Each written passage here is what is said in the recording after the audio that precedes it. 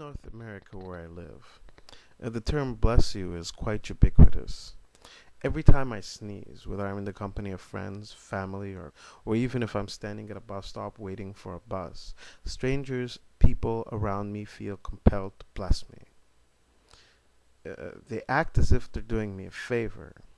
And if I or any other atheist dares to object to this type of behavior, we're viewed as being petty, as being petulant, as having a chip on our shoulders. We're accused of hating God. We're accused of being ungrateful. We're accused of being so stuck up in our own ideologies that we can't even be civil. Now, I don't claim to speak for all atheists, who are quite the varied group of people.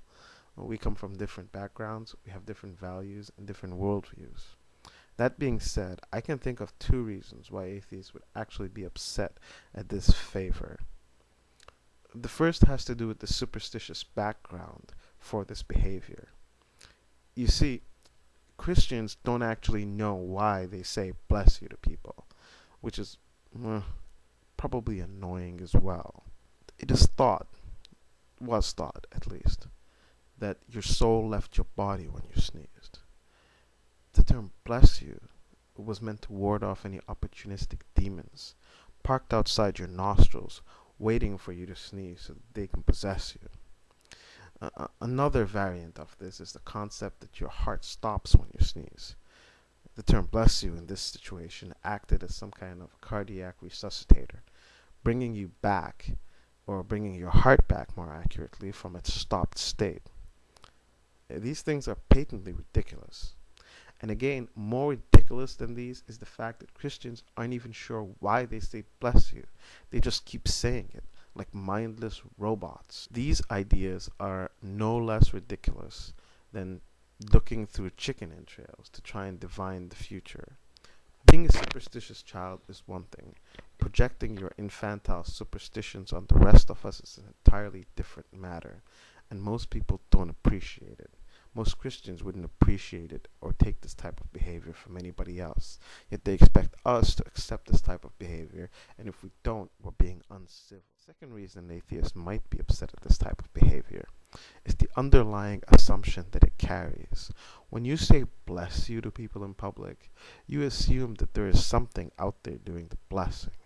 Furthermore, you assume that the person who you're blessing actually agrees with you on this. In the same way that Christians who insist on saying Merry Christmas around December the 25th instead of Happy Holidays assume that everybody's celebrating Christmas. Some of us are just enjoying the day off.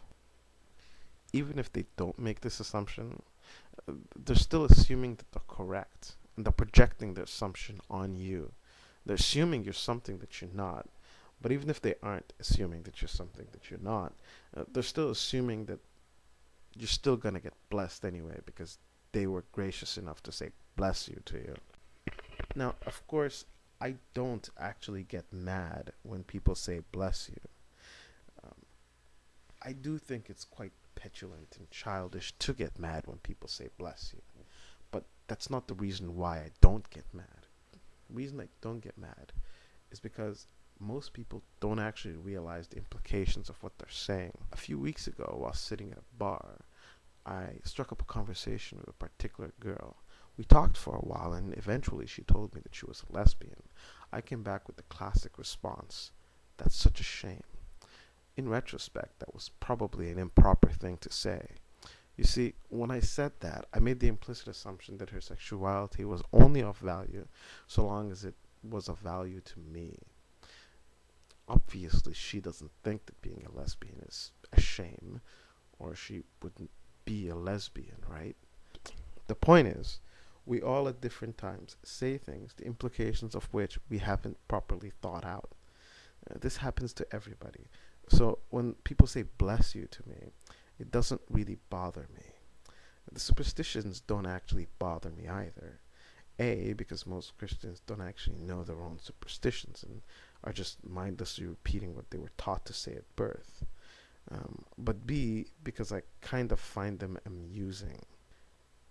If you take anything away from this video, it's that nothing is above rational scrutiny. This includes our most cherished ideologies as well as our most inane social functions. I make fun of people who are religious because I think they're fundamentally weak. But I want you to know that on a personal level, when it comes to believing in God, I try.